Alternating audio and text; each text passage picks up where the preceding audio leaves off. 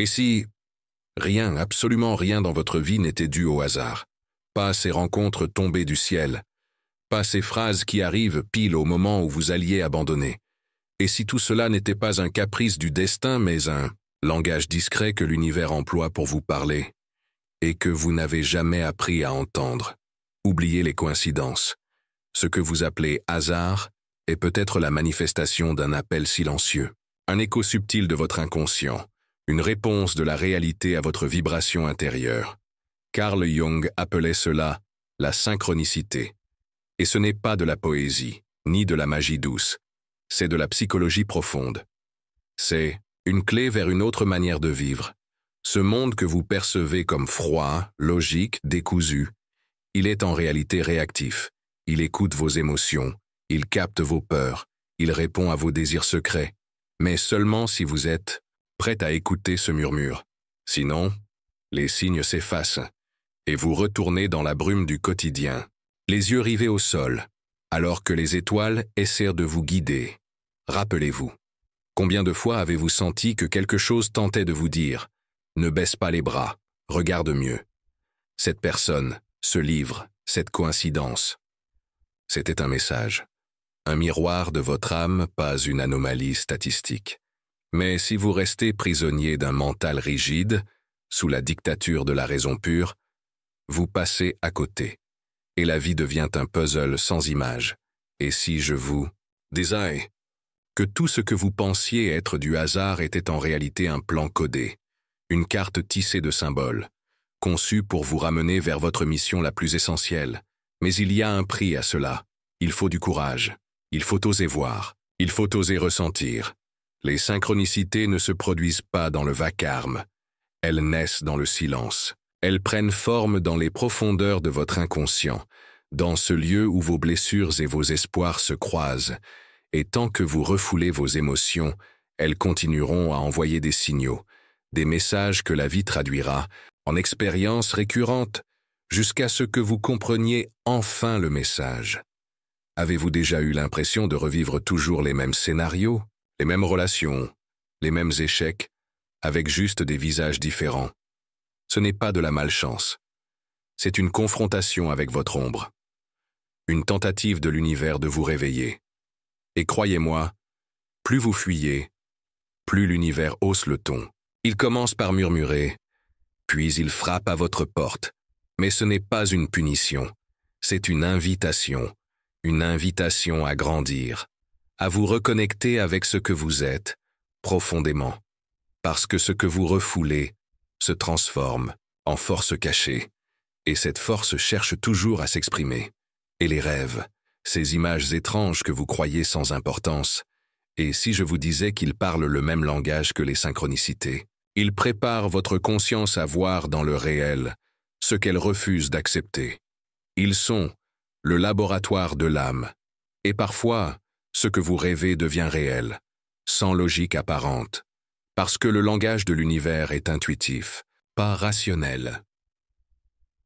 L'intuition. Voilà la boussole. Les plus grands visionnaires de l'histoire l'ont suivie, non pas parce qu'ils rejetaient la logique, mais parce qu'ils savaient que la logique est lente, tandis que l'intuition perçoit l'invisible. Elle anticipe les synchronicités. Elle ressent avant que l'intellect comprenne. Et plus vous entraînez votre intuition, plus les coïncidences deviennent précises, ciblées, bouleversantes. Ce n'est pas de la fantaisie, c'est le résultat d'un dialogue réel entre votre subconscient et la structure même de la réalité. Il y a aussi le temps de l'âme, ce temps dans lequel passé, présent et futur s'entrelacent. Dans ce temps, les décisions que vous prenez aujourd'hui illuminant des blessures d'hier et créent les miracles de demain. Et si je vais plus loin, je dois vous parler de l'inconscient collectif, car vous ne vivez pas ces synchronicités pour vous seul. Vous touchez quelque chose de plus vaste, un archétype, une mémoire universelle. Votre transformation devient alors un acte sacré qui influence non seulement votre vie, mais aussi celle des autres. Alors je vous pose une seule question. Allez-vous rester un simple spectateur de votre vie? Ou choisirez-vous de lire enfin ce scénario caché que l'univers vous tend depuis toujours? Parce qu'à partir du moment où vous écoutez, où vous observez vraiment, où vous agissez en accord avec les signes, vous devenez co-créateur de votre réalité. Et voici ce que très peu de gens osent comprendre. La synchronicité ne répond pas à vos attentes superficielles, mais à votre alignement profond. Cela signifie que si vous cherchez à provoquer ces signes pour satisfaire votre ego, ils ne viendront pas.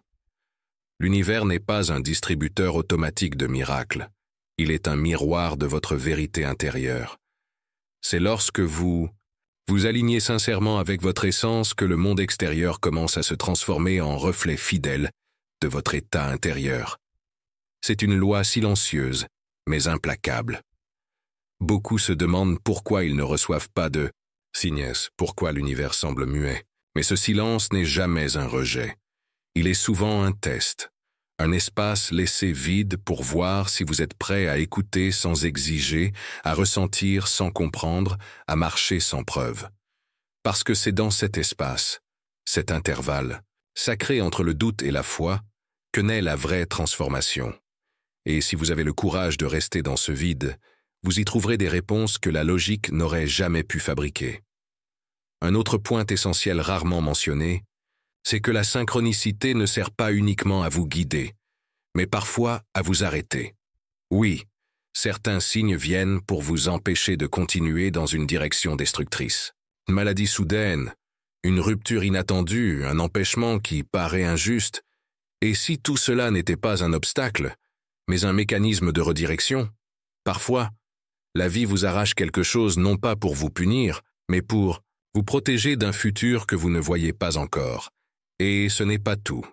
Une fois que vous commencez à vivre en lien avec les synchronicités, vos relations changent. Vous n'attirez plus les mêmes personnes. Ce n'est pas de la sélection inconsciente, c'est une harmonisation vibratoire. Ceux qui n'étaient là que pour vos anciennes blessures s'éloignent, et ceux qui résonnent avec votre nouvelle fréquence apparaissent, souvent de manière inattendue. Des amitiés, des amours, des connexions d'âme surgissent sans effort, comme si elles vous attendaient depuis toujours. Enfin, je veux que vous gardiez cela en tête. Vous n'êtes pas ici par erreur. Le simple fait que vous soyez en train d'écouter ces mots, maintenant, fait partie du processus. Ce n'est pas anodin. C'est une graine plantée dans votre conscience, qui ne demande qu'à germer. À vous de décider si vous allez l'ignorer comme une idée de plus, ou l'arroser avec attention, conscience et engagement. Car parfois, une seule prise de conscience peut réécrire toute une vie.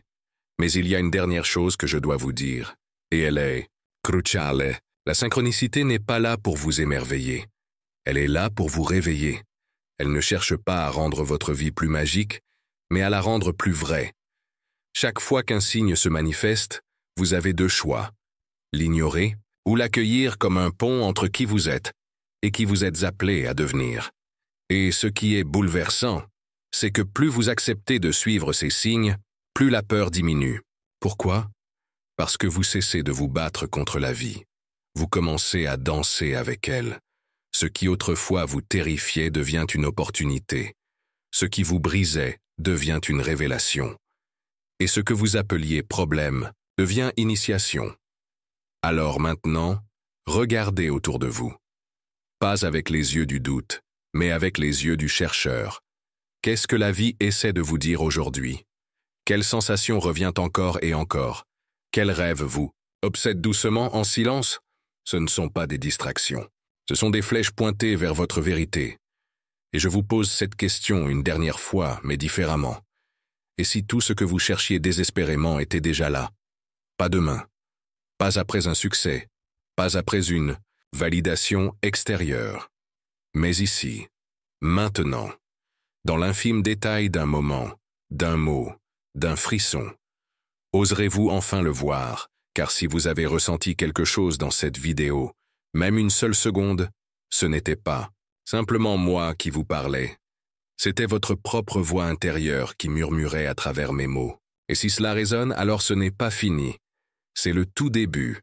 Abonnez-vous. Pas pour moi, pour vous. Car les prochaines vidéos ne seront pas des vidéos. Ce seront des éclats de miroir dans lesquels vous vous reconnaîtrez enfin. Alors, la prochaine fois que quelque chose dans votre vie semblera trop parfait, ne l'appelez pas hasard. Appelez-le rendez-vous. Et souvenez-vous, vous ne marchez plus à l'aveugle. Vous êtes désormais lecteur du langage sacré de l'univers.